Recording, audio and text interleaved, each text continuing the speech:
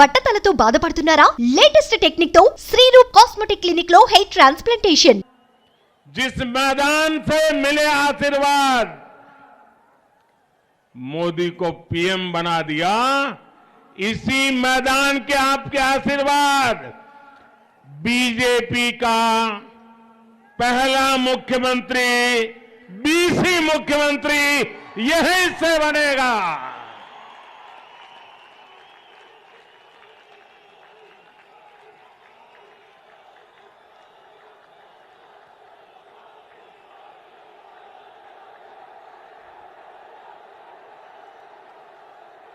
मंच पर मेरे साथ पवन है, लेकिन मैदान में आंधी है।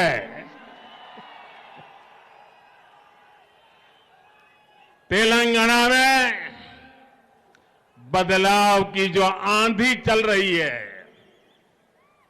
उसे इस विशाल जनसभा में भी महसूस किया जा सकता है। आप लोग तेलंगाना के कोने कोने से आए हैं और अपने साथ एक स्पष्ट संदेश भी लाए हैं। तेलंगाना का विश्वास अब बीजेपी पर है। हमारे बीसी साथी हो, गरीब हो, दलित हो,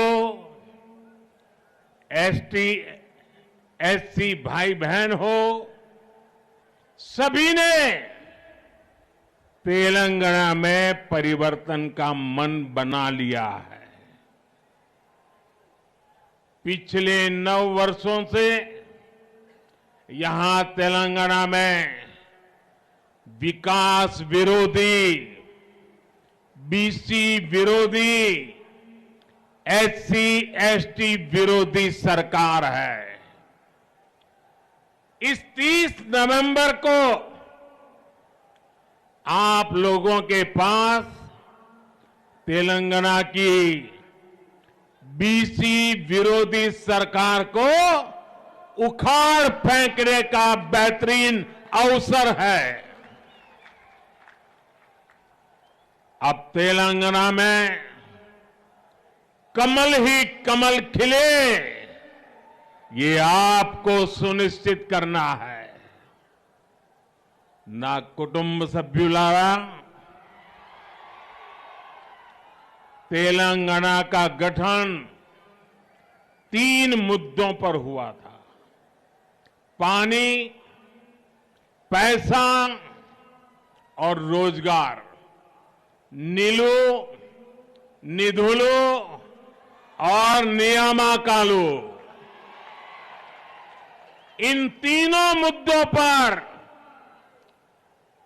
जन विरोधी सरकार ने तेलंगाना के लोगों के साथ धोखा हुआ है। अलग तेलंगाना राज्य के आंदोलन में हमारे बीसी भाई बहनों की बहुत बड़ी भूमिका थी। वो आंदोलन में सबसे आगे थे। अलग राज्य के लिए हमारे कितने ही साथी शहीद हो गए थे, लेकिन तेलंगाना बनने के बाद यहां ही सरकार ने सबसे बड़ा धोखा हमारे बीसी साथियों के साथ ही किया। यहां की सरकार ने बीसी हितों की लगातार उपेक्षा की। तेलंगाना में इतनी बड़ी ओबीसी, एससी, एसटी आबादी है, लेकिन उनकी आकांक्षाओं पर बीआरएस ने कभी ध्यान नहीं दिया। वो अपने परिवार में ही लगा रहा। यहां तो बीआरएस की 2 टीमें तो साफ दिखती हैं, एक पर्दे के पीछे सी टीम भी है। ये कांग्रेस का सी है ना, ये सी बीआरएस की सी टीम है। ये कांग्रेस बीआरएस की सी टीम है। बैकवर्ड क्लास की आकांक्षाएं कांग्रेस के भी एजेंडे में शामिल नहीं है। कांग्रेस और बीआरएस दोनों के ही डीएनए में 3 बातें कॉमन है। एक, परिवारवाद, दूसरा भ्रष्टाचार और तीसरा तुष्टीकरण। इन परिवारवादी पारियोट्रियों के संरक्षण में भ्रष्टाचार फलता है, फूलता है और अवसर भी सिर्फ और सिर्फ नाते रिश्तेदारों को ही मिलता है। परिवारवाद की मानसिकता से चलने वाली बीआरएस और कांग्रेस यहां कभी भी किसी बीसी को सीएम नहीं बनने देगी। साथियों, ये एनडीए है, बीजेपी है, जो ओबीसी हितों का सबसे ज्यादा ध्यान रखती है, उन्हें सबसे ज्यादा प्रतिनिधित्व देती है। बीजेपी का हमेशा से ये प्रयास रहा है कि दलित, पीड़ित, शोषित, वंचित, पिछड़े, आदिवासी समुदाय को उचित प्रतिनिधित्व मिलता रहे। जब अटल बिहारी वाजपेयी की सरकार थी और हमें सेवा करने का मौका मिला तो एपीजे अब्दुल कलाम जी को हमने देश का राष्ट्रपति बनाया। 1996 में जब आदिवासी नेता पीएस संगमा जी का नाम लोकसभा के स्पीकर पद के लिए चुना गया तो अटल जी ने समर्थन का नेतृत्व किया।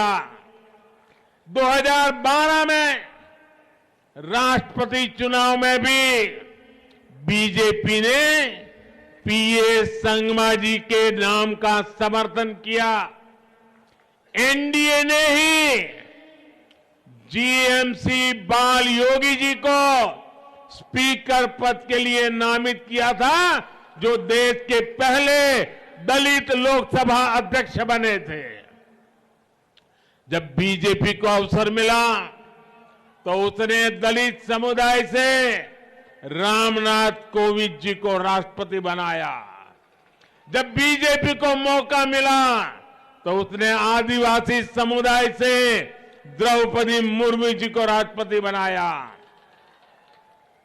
और यही मैदान है जिसने आदेश दिया था आप लोगों ने, और जब पूर्ण बहुमत बीजेपी को मिला और देश में पूर्ण बहुमत वाली सरकार का पहला ओबीसी प्रधानमंत्री बनाने का आपने मुझे अवसर देकर के एक ओबीसी का सम्मान किया था।